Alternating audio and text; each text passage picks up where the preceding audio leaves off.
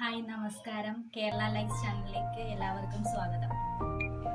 ഇന്ന് നമ്മളിവിടെ ഉണ്ടാക്കാൻ പോകുന്നത് സ്പെഷ്യൽ അയലക്കറിയാണ്. ഇന്ന് നമ്മൾ എടുത്തേക്കുന്നത് അയലയാണ്. അയല നല്ലതുപോലെ കഴുകി വൃത്തിയാക്കി വെച്ചിട്ടുണ്ട്. പിന്നെ നമ്മൾ തേങ്ങ, മുളക് പൊടി, മഞ്ഞൾപ്പൊടി, മല്ലിപ്പൊടി, കുഞ്ഞുള്ളി, ഉലുവ, കറിവേപ്പില, തക്കാളി, പച്ചമുളക്, പുളി, വെളിച്ചെണ്ണ. നമ്മൾ ചട്ടി ചൂടാക്കുക. ചട്ടി ചൂടായ ശേഷം അതിലേക്ക് വെളിച്ചെണ്ണ ചേർത്ത് കൊടുക്കുക. വെളിച്ചെണ്ണ ചൂടാവുമ്പോൾ അതിലേക്ക് തേങ്ങ ചേർത്ത് നന്നായി ഇളക്കുക. കുറച്ച് കുഞ്ഞുള്ളിയും കൂടെ ചേർത്ത് നന്നായി ഇളക്കിയ ശേഷം അതിലേക്ക് നമുക്ക് മുളക് പൊടി, മല്ലിപ്പൊടി, ഉലുവാപ്പൊടി, മഞ്ഞൾപ്പൊടി എന്നിവ ചേർത്ത് നന്നായി അനത്തിയെടുക്കുക.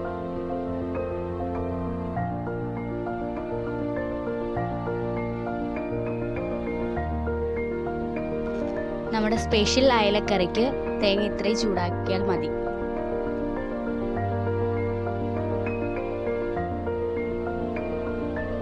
തേങ്ങ ഒന്ന് ആറിയ ശേഷം അത് മിക്സിക്കകത്തിട്ട് നന്നായി അരച്ചെടുക്കുക.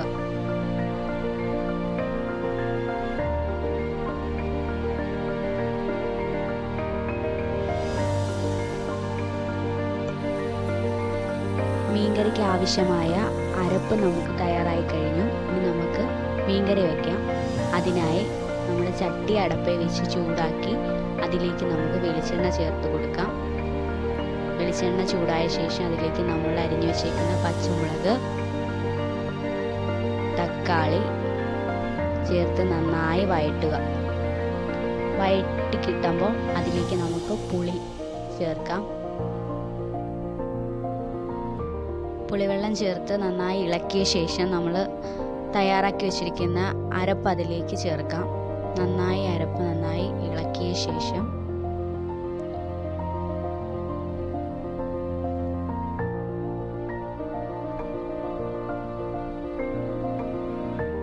അരപ്പൊന്ന് ചൂടായ ശേഷം അതിലേക്ക് നമുക്ക് മീൻ ചേർത്ത് കൊടുക്കാം.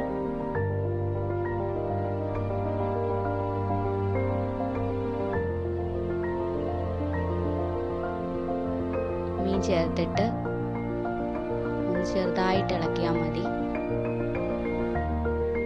ഏകദേശം അടച്ചു വെച്ചിട്ട് 10 മിനിറ്റ് ആയിട്ടുണ്ട്. നമുക്കിനി കറി റെഡി ആയോ എന്ന് തുറന്ന് നോക്കാം. കറിയിലേക്ക് കുറച്ച് കറിവേപ്പില ചേർത്ത് കൊടുക്കുകയാണ്. നമ്മുടെ സ്പെഷ്യൽ അയലക്കറി റെഡി ആയിട്ടുണ്ട്. നമുക്കതൊരു പാത്രത്തിലേക്ക് സെർവ് ചെയ്യാം.